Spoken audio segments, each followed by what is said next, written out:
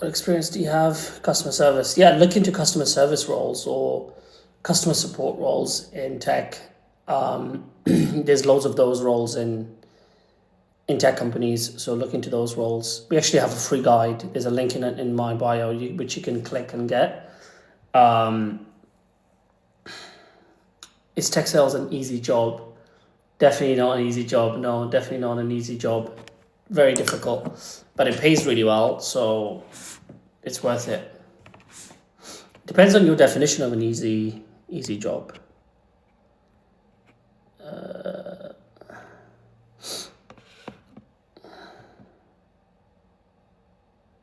What is tech sales summarized? There's loads of videos about this, to be honest with you. It's really simple. Tech sales is selling software in a tech company. It's as simple as that. Like any company like Google, Amazon. A friend of mine is going to join this TikTok live in a second as a guest. He worked at Apple for like 4 years as an engineer. So any big tech company, they're going to have salespeople, and they need to have salespeople to sell and generate revenue, or else they don't have a business. So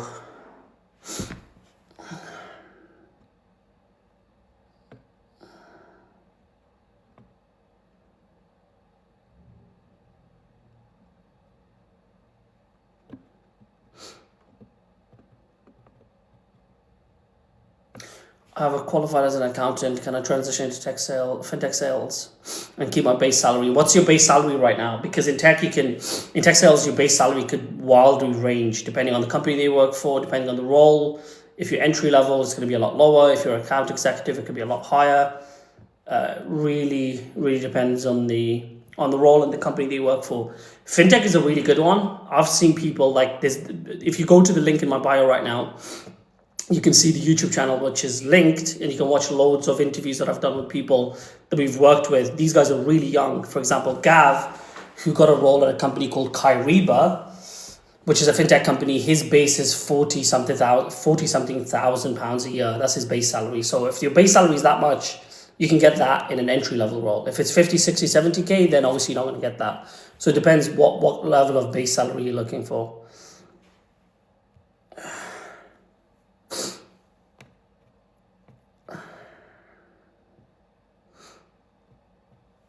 Do you know the predictive index software? Nope, I don't. What's a good degree for tech sales, and how much would you make average? Good degree for tech sales. Any business degree is good. If you have a technical degree, that's good as well. How much could you make on average? 50 to 100K. Love salespeople. However, some are really stupid, man. Even with master's degrees. I'm an engineer. Yeah, I can imagine. It's 57K. So your base is 57K. Yeah, you're going to struggle to get that as a base in an entry level role.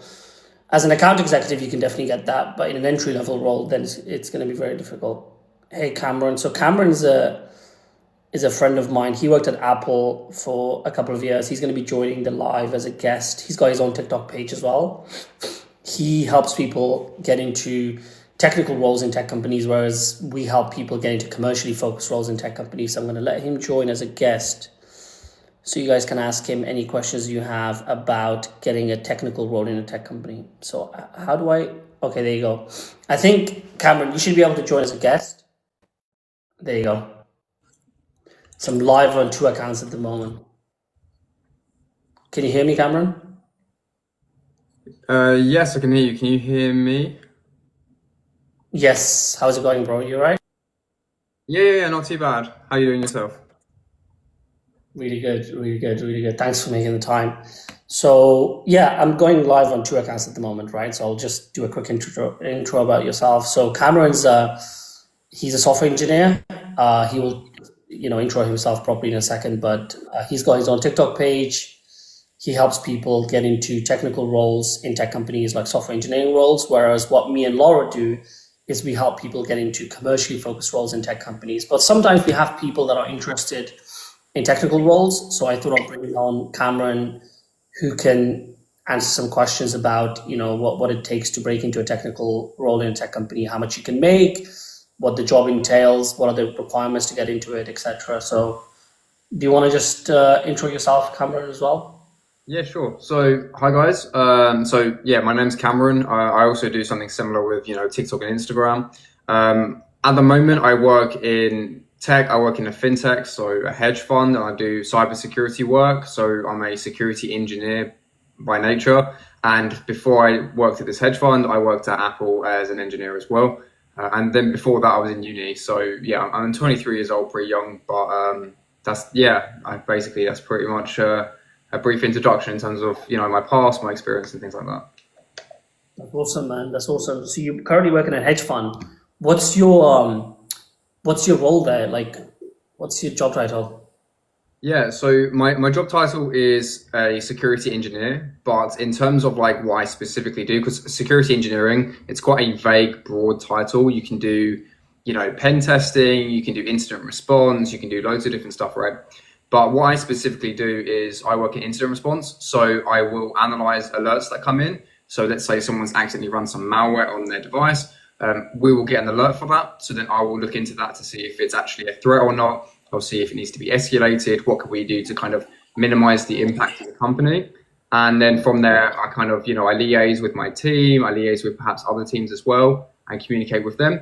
And then, once we understand the full picture in terms of what's actually happened in terms of this particular alert, then we can go about actually solving it. So we can isolate the hosts or prevent network access, stuff like that. So basically just kind of minimize the impact of cybersecurity attacks and things like that.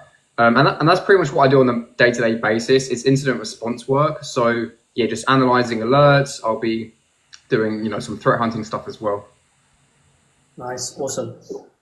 What I realized, I had a good friend that worked at Google and then Yandex, and then he moved to work at Bloomberg, right? Which is obviously like a fintech type of company as well.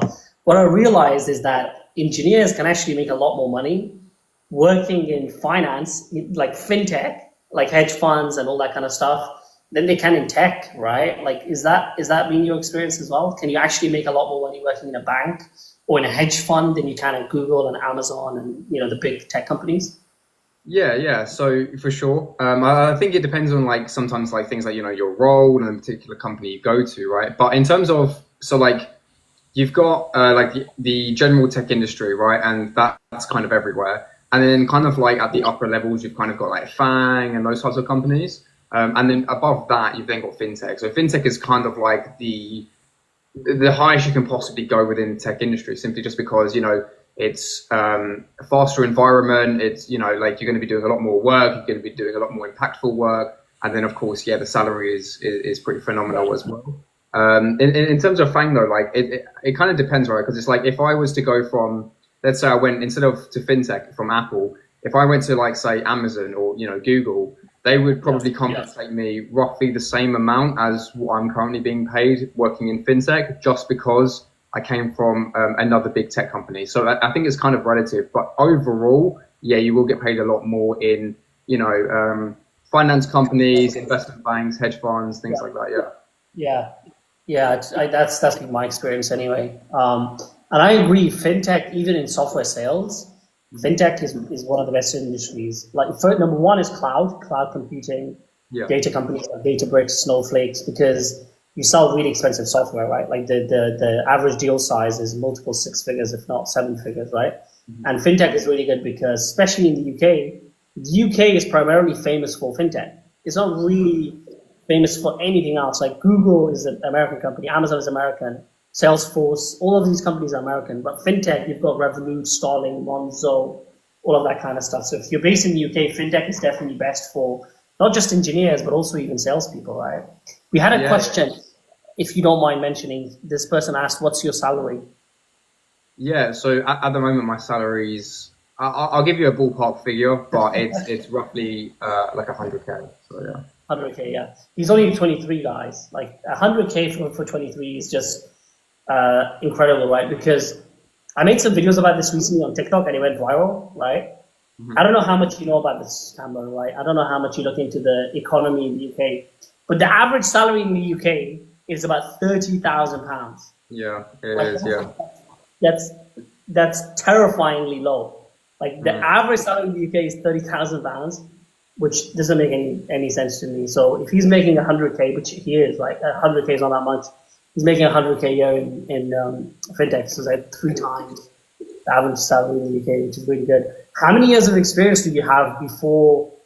So what's your story when you got to Apple? How did you end up working at Apple? You went to university, right? Yeah. So, okay. So in terms of kind of like my story into tech, I started at 17 years old. So basically I was just learning as much as possible from the ages of 17 to 18 about tech, the tech industry, cybersecurity, which is my particular niche. And then from there, I got my first internship before I went off to university. And that was like, I didn't even apply to the internship. I applied to a full-time role, and then they said that I thought I'd be perhaps more suited to an internship there. So I was like, okay, cool. And then I kind of got that by accident, essentially. And then from there, I went off to university. Whilst I was in uni, I did kind of various stuff. Like obviously I was doing my courses and things like that, but I also got, multiple certifications. I did multiple projects. I got published research within tech. And then kind of from there, that kind of like gradually led into me seeing a position open at Apple. It was an information security internship. So I thought, you know what, I might as well apply to that. I've got nothing else better to do. I'm sitting in this lecture right now. I already understand this stuff. Let's just apply. So then I applied, a week went by, a month went by, 2 months went by, still heard nothing. So I thought, okay, fine. Apple's a big company. They're probably, swamped with many more qualified people than myself. And then after about 3 months, I then got an email back saying that they would like to interview me. So I was like, oh, okay, sure. And then that was kind of my process into tech, and then kind of what I was doing within uni as well. And then that's kind of how I kind of gained the interest from Apple. Now, of course, I think it's important for me to say that everybody's opportunities are going to be different. So the opportunities that I had, they're going to be different to the ones that you will have, or other people who are also watching on this live. So, and I also played my cards very specifically, right? It's like if you try to replicate everything that I did, you wouldn't have the same results, because it's all down to having the knowledge and guidance in terms of how to actually, play the cards that you're dealt with on the table. Yeah, 100%. What did you study at university? I studied computer science and cybersecurity as kind of like the sub part, but mainly it was computer science. Yeah, I mean, like they called it computer science cybersecurity, but like the only cybersecurity part was like a few modules in like final year. So yeah, got it. Yeah, that makes sense. I think a lot of the objections that people have, like we have a course, right? We have a community. I think I told you last time, we've got about 82 people that is currently like actively a part of our community. Mm-hmm. And the biggest objection that we heard from all of them before joining our community was that they think you need technical experience to break into tech. Now, when me and you spoke, you told me that even for the technical roles, there's no such prerequisites. Like you don't need to have like really good programming skills to break into even a software engineering role. What made you say that, and how is that even possible? Like how can you break into a technical role if you don't have software development roles, software engineering skills? Yeah, for sure. Yeah. So in terms of this, right, it's quite nuanced, right? Most people think, like you said, like, oh, I need 2 years, 3 years, 4 years experience doing coding to get this engineering role for coding. But the reality is a lot of companies, they will put the requirements as more of a baseline rather than a tick box. So they will see, they'll say, 2 years experience, because they're expecting you to have the knowledge of someone who does have 2 years experience. Although you may not have the 2 years of experience, you may still know more or on par to someone who does have that, right? So they're flexible with that, and it's more of a baseline for kind of to attract the right candidates. Like, for example, if I said, I currently help people, with, coaching to help them break into tech and know exactly how to excel past interviews and actually get hired for tech roles, then that is very specific, right? So that would be more like,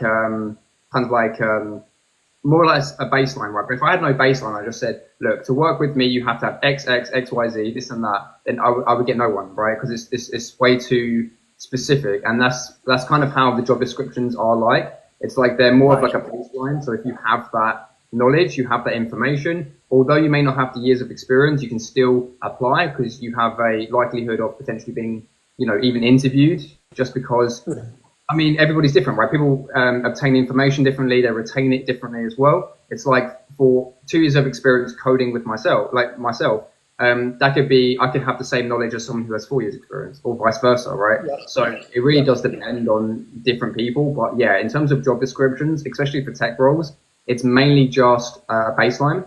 So then you roughly know what they're kind of expecting from you for the role.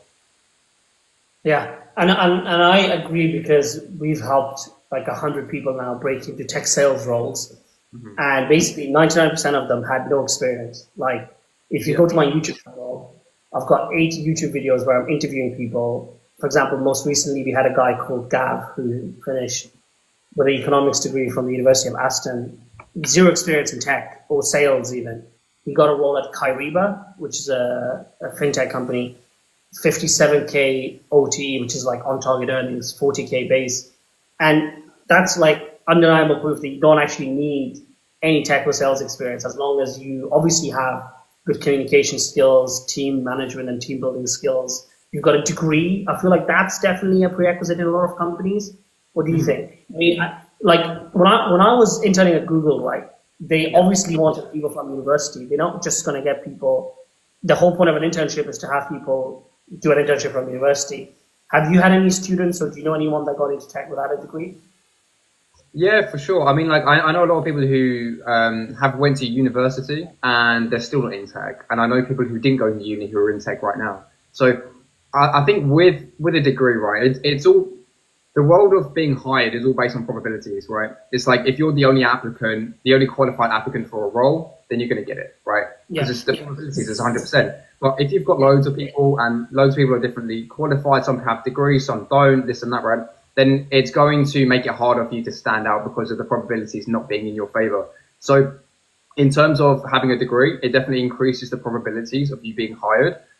Obviously, it depends on other factors as well, like your grade that you got, or what you studied, or what projects you did there. What did you do in spare time when you was in uni? All of these things as well. Overall, for the tech industry, it's quite vague. Like you don't need a degree. It's not like black and white. It's like if you have one, cool. If you don't, well, what else do you have to show me to show that you're qualified for the role? yeah. I think now it's definitely more skills than degree. But for graduate schemes, they pretty much want a degree. Yeah, Like yeah. you don't have to do graduate school because Yeah, no, like you that's didn't do a graduate school. no, that's true. Yeah. So with like graduate roles, they're looking for like graduates from university, right? It's the same with internships. So I got into Apple through an internship, and for me to be qualified for that internship, I had to be in uni, right? But that's not to say Apple only hires from uni or only from internships. It's just kind of the program specifically that I went on, you had to be in uni for. Yeah. Yeah, yeah, yeah. Same exact thing for me at Google. So what are some what? Let me see. I think there's some questions on here. Me and Laura, so like I do this with my partner, right? She's got like 40K followers now, but when we used to go live every day, Oh we used yeah. to get like 40, 50 people joining on the live. So to Nice. grow your community on TikTok, you have to basically be live every day. Like I haven't Mm. gone live for like 2 months now, right? So and obviously if you don't go live a lot, TikTok is gonna push other people, right, to Yeah. No, follow that you. makes sense. Yeah. Yeah. But how are you finding TikTok? Like, what's your coaching business? How are you finding building your audience? How are you even getting the time? Like, what's your schedule like? Yeah, so in terms of doing TikToks, it's somewhat kind of new to me, but I used to do YouTube back in the day, like when I was like 17. I used to just basically teach people coding and stuff and hacking Yes. on YouTube. So, I mean, it's a little bit of a different format, as obviously, a lot shorter in videos. I've got to, edit it, stuff like that. Overall, it's all good. It's not too bad. The intensity of the work is quite minimal, because I'm not relying on, flashy captions or over editing it and stuff like that. It's more just like if you want to tune in for the content that will help you break into tech and a tech role, then you can listen to me. But I'm not going to try to influence you with, edits and captions and like, over the top stuff. So with regards to that, the workload is pretty minimal. And I typically just make a few anytime. So I have like a strategy, right, in terms of what I will talk about and specifically what kind of value I will provide in certain videos. And then sometimes it's just random. It's like if I have a thought of, what, my audience will actually benefit from me mentioning this to them in a video. Whatever thought just came into my mind, right, then I would make a video based on that. Essentially just kind of, I'll have like a strategy and then I'll kind of deviate from that strategy here and there, depending on the thoughts that I have in the day and what I thought would be beneficial to my audience as well. Mm-hmm, mm-hmm. Nice. Okay, we had one question from Salah asking, what tech stack do you use in your job? I'm Yeah. So assuming. yeah. So I was also asked this question with regards to Apple as well. And the reason why I cannot mention this, unfortunately, is because of the privacy of both of the companies. Apple is very private in terms of what tools, technologies that they use, this and that, right? And hedge funds are very similar. It's like, like trading and stuff like that as well. It's the same thing because they want to have an edge, a competitive edge in the market. So I can't necessarily say what they use. I'm sure you have stuff regarding textiles that you can't really say either. But in terms of my personal skill set, my personal one, I know Python programming pretty well, scripting. So like, PowerShell and using like the terminal quite a lot as well. And also mainly like just like pen testing stuff. For those who don't know what pen testing is, it's basically ethical hacking where a company will hire you to come in, hack their systems, and then tell them how you did it. So then you can then get paid and then they can go and fix the issue. Yeah, awesome. So Python, right? So like, I guess the obvious question would be, why not work for an AI company and like get a lot of equity and just go from there? What's the thinking with working in a hedge fund and not for a really hot AI startup? Yeah, that's a good question. So in terms of working in terms of working in cybersecurity in general, right, it's considered more of a cost to the company rather than a benefit. For example, if you're a software engineer, you're building stuff, right? That's how they can pitch that to their clients. Yeah. And it's like with cybersecurity, you do your job well when you have nothing to speak about, right? Because it's like if there's no like threats or anything because you've handled them all, then that's a good thing, right? But it's still considered a cost, right? So in terms of going for like AI startups or just startups really in general, their budget is normally quite tight because obviously they're a startup. So they mainly focus on driving growth and innovation rather than maintaining security. That's kind of like I wouldn't say it's the last thing people do, but it's further along down the line. Yeah, no, for sure. I agree. I think at a startup level, so like 0 to 50, they don't give a shit about that. They couldn't care less. But once they hit a scale up level, which is like more than 100, 250 employees in size, they're definitely going to have a CISO, right? Like the company that I work for, they have a fully fledged cybersecurity team. They have a head of security, like the CISO, and they have security engineers, a couple of them below them, because the infrastructure is it's so important to keep the infrastructure safe. Like you put $100 million of VC capital in there, you better keep it safe, right? You better make sure no one hacks that shit, or else you're screwed.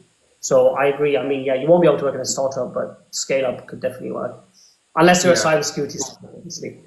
Yeah, that's true. Yeah, if it was a cybersecurity startup, I think that would be more lenient to it. I think like in terms of startups in general, right, it's like, yeah, it's just mainly about, getting software engineers to build the solution that the investors and clients want. And kind of like, like all of the other kind of roles come in after that. So for example, it'll then be like, a marketing team, then it'll be legal, then it'll be PR, and then down the line, it'll be cybersecurity. And it's like, okay, they'll have like one guy managing the whole, company kind of thing.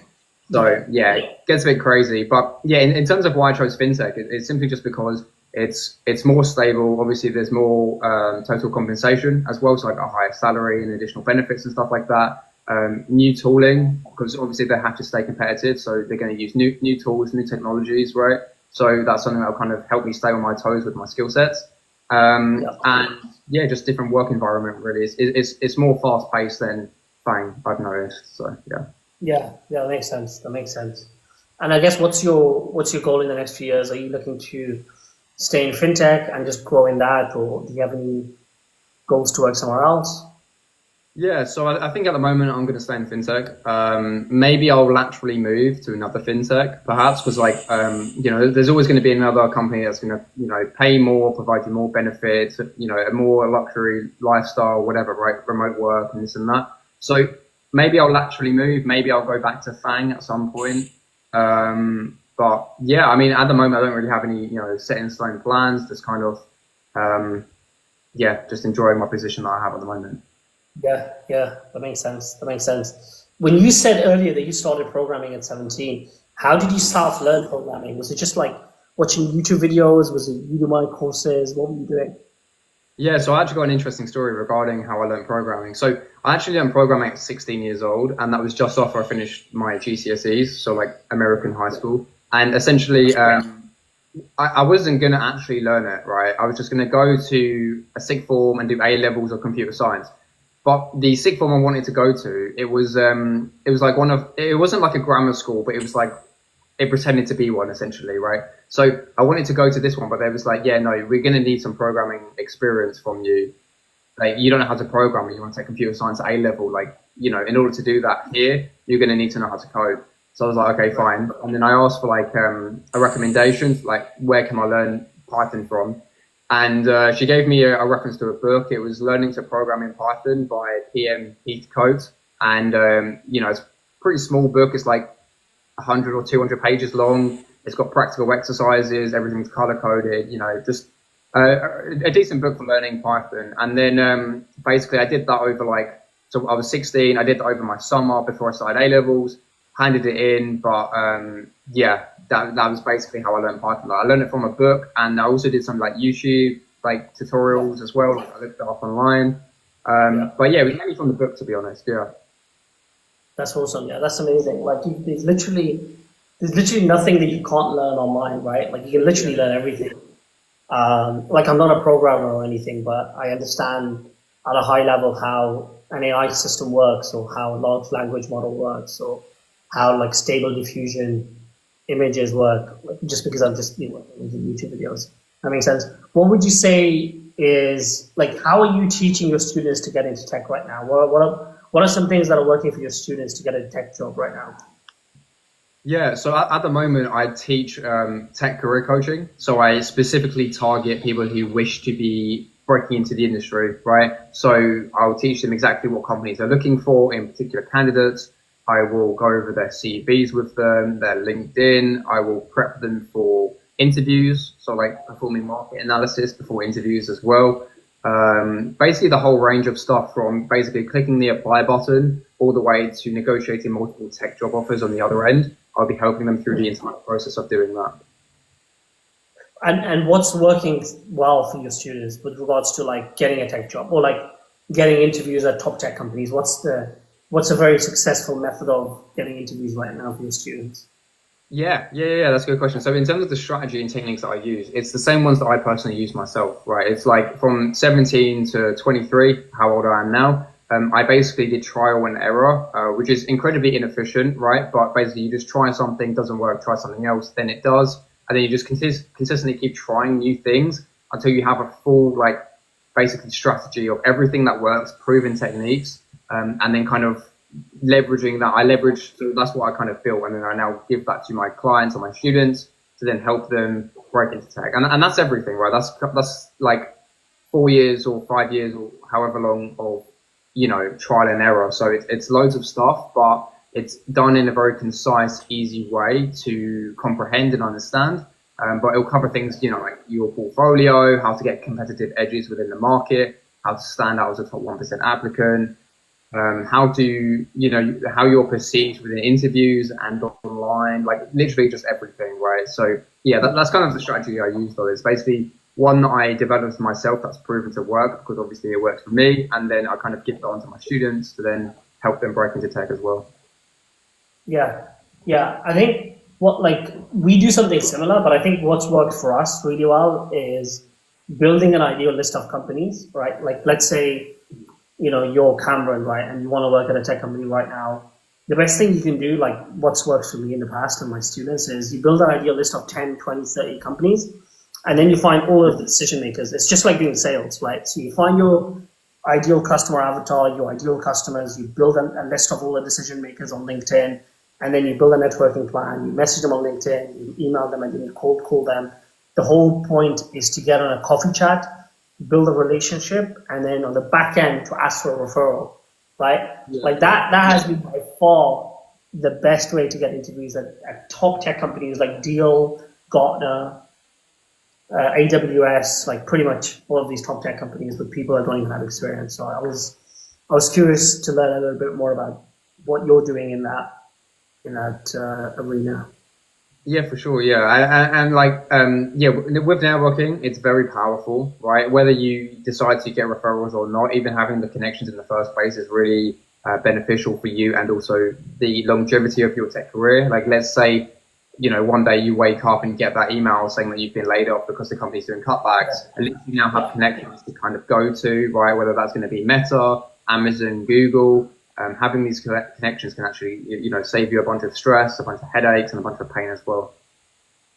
Yeah, totally. Yeah, you have literally nothing to lose by networking, and I've got quite a few tutorials on my channel on how to do that. So that's something that you guys can watch after.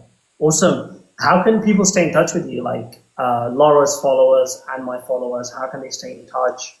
What can you help them with? What would you tell them after this?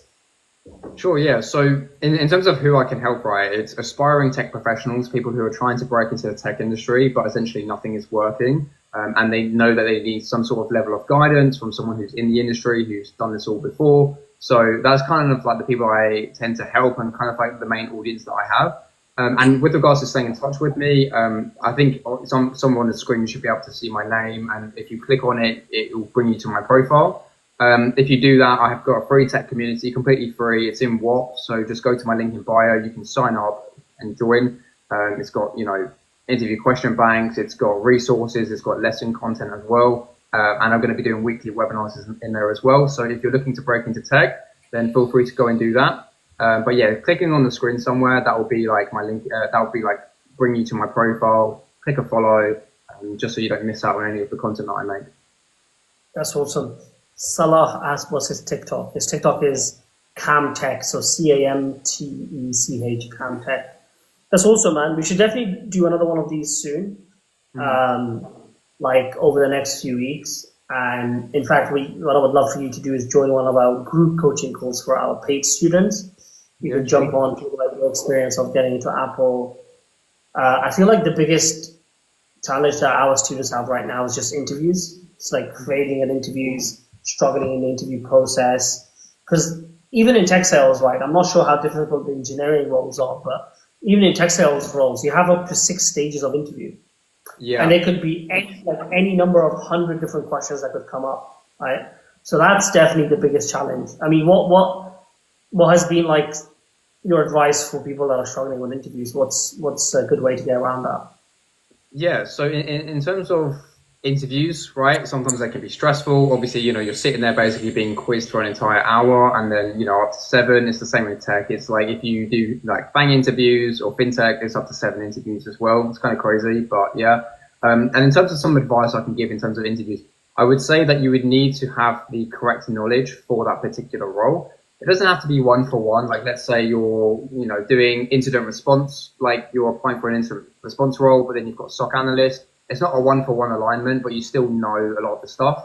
So it's important to have like the technical knowledge with regards to what you're applying for, so you can actually answer the actual interview questions themselves.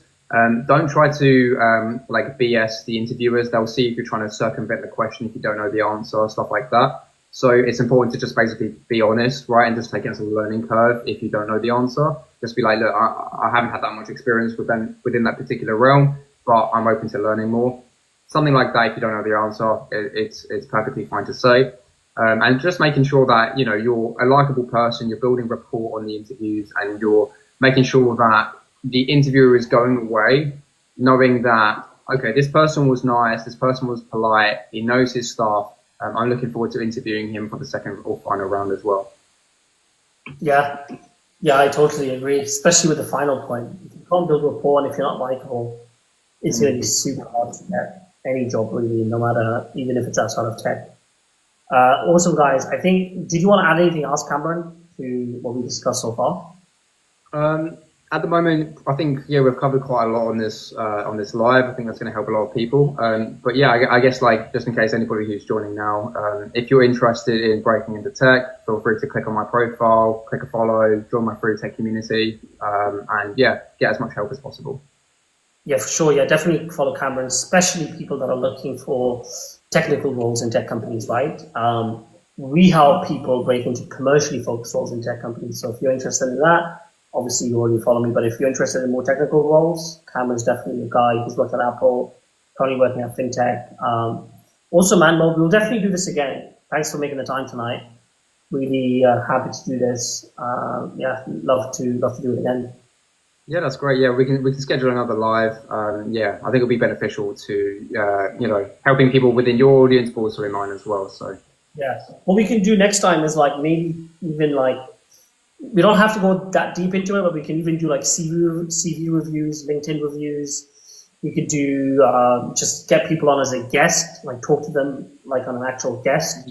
That way, it's a lot more interactive, right? Because I feel like that way we're actually adding a lot of value, and a lot of people are. You're welcome, Amy. So I think Amy is in our paid community. So you're welcome, Amy. But yeah, that's what we will do, right? We'll get people on, like review their CVs for them, review their LinkedIn profiles for them.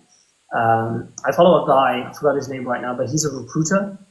He goes live like every single day, right? But he has hundreds of people joining his live because what he does is he reviews people's LinkedIn profiles for like 2 seconds. He's just like, do this and then do that and then buy. And then it's just hundreds of people. He doesn't even provide that much value. Like his value is really bad because it tells you like two things that you could have just Googled, right? So I feel like if we do that for people, it will actually be really good. But good idea, Tom. yeah, no, I'm open to that. Yeah, getting guests on, reviewing their CVs, their LinkedIn, stuff like that. Yeah, I'm happy to do that. Yeah.